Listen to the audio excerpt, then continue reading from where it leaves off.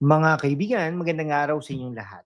Ako si Lan ng #WalkingLan at ito ang ating special na episode tungkol sa mainit na issue sa Senado. Ang flood control anomalies na nagiging circus dahil sa ilang politiko. Ngayon, tatalakayin natin kung paano nabutata si Senador Ting Lacson sa matinding banat ni Congressman Mike Defensor at oo, dadalo raw si Orly Gutesa sa susunod na hearing, isang matapang na testigo na hindi natitinag ng mga peking akusasyon. Huwag kayo mag-alala. Mga viewers, ito ay batay sa mga totoong balita at opisyal na pahayag. Walang cyber libel dito. Puro facts at matatalinong magsusuri tulad ng estilo ni Deo Macalpa.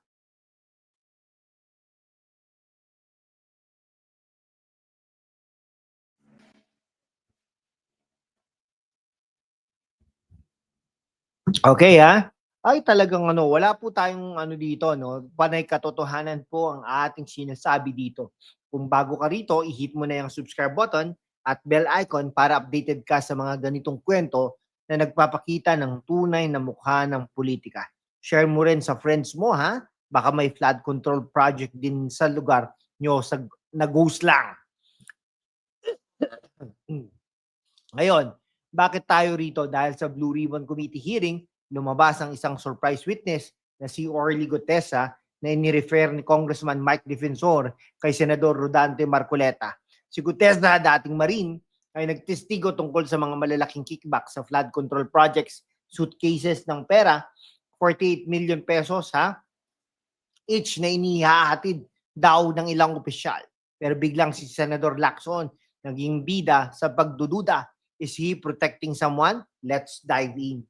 Mga kaibigan, alalahanin natin ng konteksto.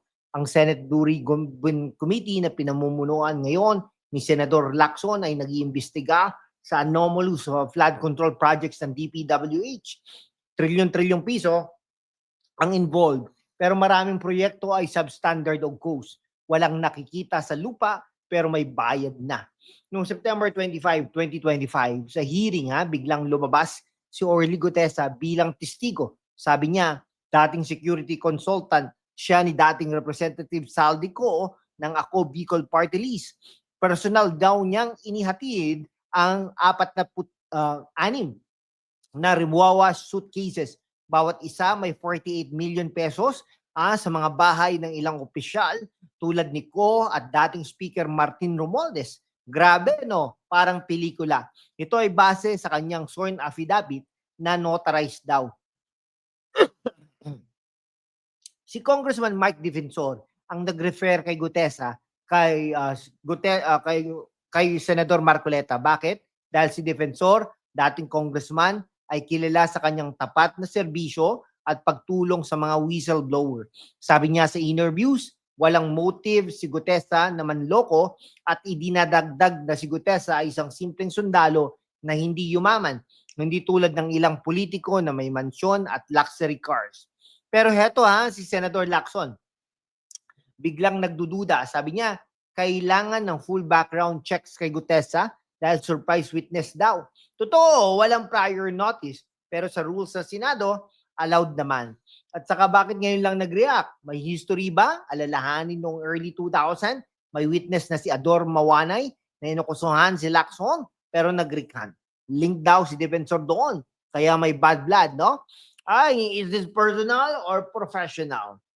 Ayon sa GMA News at Philstar Reports, kinumpirma ni Lacson na peke daw ang signature ng notaryo sa affidavit ng Gutesa. Pero wait, si Attorney Pechi Rose Espera mismo nagsabi na falsified ang kanyang signature. Si Gutesa ba ay may sala o may iba? Si Defensor naman, sa Super Radio DZBB, sinabi na authentic ang notarial details at in-advise niya pa si Gutesa na huwag mag-notarize kasi oath na lang sa Senado. Logical, di ba? Bakit pa kailangan ng extra step? No? At noong October 30, 2025, sinabi ni Defensor na nasa proteksyon si Gutesa ng kanyang fellow ex-Marines, hindi official Marines, kundi personal na proteksyon dahil may nagmamanman daw sa kanya.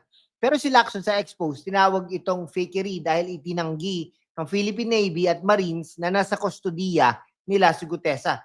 Bakit twisted ang statement? Si Defensor ay nagsabi ng ex-Marines, hindi active. Is this selective hearing from Lacson? Okay. Ngayon mga kaibigan, isa sa oras na para sa matinding kritika kay Senador Ping Lacson. Pero factual at walang libel ha. Tulad ng sabi ni Deo Macalma, diretso tayo sa punto, walang paligoy-ligoy. Una, no? Bakit si Ping Lacson ang laging nagdududa sa witnesses na naglalabas ng dumi?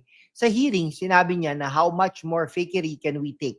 Referring sa Gutesa. Pero witty remark, Senator Lacson, ikaw ba ang fake news detector? Ayon sa Politico.com at News5 reports, kinumpirma ng Navy na hindi nila proteksyon si Gutesa. Pero si Defensor naman ay nagsabi na ex-Marines ang nagbibigay ng security dahil may threat. Bakit mo ina-accuse ng fakery? Para bang ikaw ang biktima pero ang totoong issue ay ang corruption sa flood control. Pangalawa, may pattern ba? Si Lacson, dating PNP chief yan, ay kilala sa kanyang anti-corruption stance. Pero bakit sa case na ito, focus sa witness imbes na sa accusations? Si Gutesa ay nag-accuse ng malaking pangalan. Romualdez ko, may connection ba si Lacson doon? Anong 2022 elections si Lacson ay tumakbo for president at may alliances. Is he protecting the system? Sa Inquirer.net, sinabi niya na Manila RTC ang mag-iimbestiga sa affidavit pero bakit hindi siya mag-focus sa DPWH anomalies? Parang diversion tactic. No, si Lacson parang traffic enforcer. Laging naghahanap ng violation sa witness. Pero ang totoong traffic jam ay sa baha sa Pilipinas dahil sa ghost projects. Mga viewers, ano sa tingin ninyo? Comment down below. Bakit kaya ganito si Lacson? At huwag kalimutang subscribe para sa more deep dives.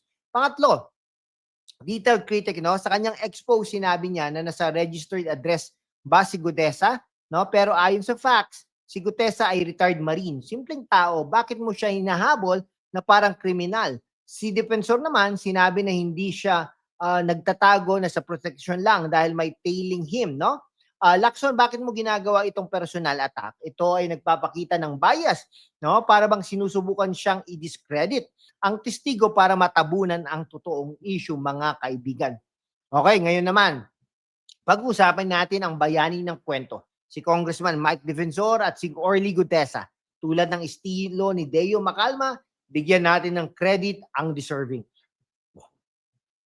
Una, kay Defensor, dating congressman ng Anak Kalusugan Party List. Kilala siya sa kanyang serbisyo sa health at environment. Sa case ito, siyang nag-refer kay Gutesa kay Marcoleta. Bakit? Dahil naniniwala siya sa katotohanan. Sa TikTok nga at Facebook post mula sa bnc.ph, sinabi niya na walang motive si Gutesa na magsinungaling at siya ay sundalo na hindi yumaman. Si Defensor ay nag-welcome ng investigation sa affidavit, transparent, at kung sa kanyang banat, tinatanong niya kung focus sa Gutesa imbes na sa kurap, matapang. Si Defensor parang knight in shining armor, nagproprotekta sa whistleblower habang si Lacson ay nagpo-post lang bilang sheriff. Mga viewers, kung ikaw si Defensor, gagawin mo rin ba? Like if yes. Kung kay Gutesa naman, dating technical sergeant sa Marines, retired na. Sabi niya sa hearing, personal niyang nakita ang korupsyon. Suitcases ng pera. Ayon sa GMA News, kinumpirma niya ito under oath at dadalo raw siya sa next hearing on November 14, 2025. Ayon sa plans ng Lacson, bakit matapang? Dahil may threats daw. Kaya proteksyon ng ex-Marines, ito ay nagpapakita ng tunay na whistleblower, hindi yumayaman, pero nagsasalita para sa bayan. Sa kanyang testimony, inihayag niya na employed siya ni Ko from 2020 to 2022. Walang peke doon, puro facts. At si Defensor sa interviews, sinabi na advice niya si Gutesa na huwag mag-notarize para sa Senate oaths. Si Gutesa ay bayani, hindi kontrabida tulad ng ginagawa ni Lacson. Mga kaibigan, sa buod, ang banat ni Defensor ay nag-expose ng weaknesses ni Lacson. Focus sa side issues imbes na corruption.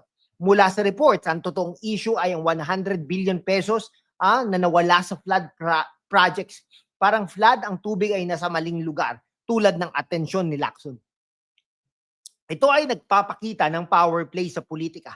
Si Defensor at Gutesa ay naglalabas ng liwanag habang si Lacson ay nagdududa. Sino ang tunay na anti-corruption? Mga viewers, salamat sa pagtsatsaga sa ilang mga minutong deep dive na ito. Kung nagustuhan mo ang factual, witty at critical analysis, subscribe na. Hit that bell, like, share at comment. Sino sa tingin mo ang tama? Lacson o Defensor? Para sa more episodes, join our community. Stay informed, stay witty, paalam at mabuhay ang Pilipinas.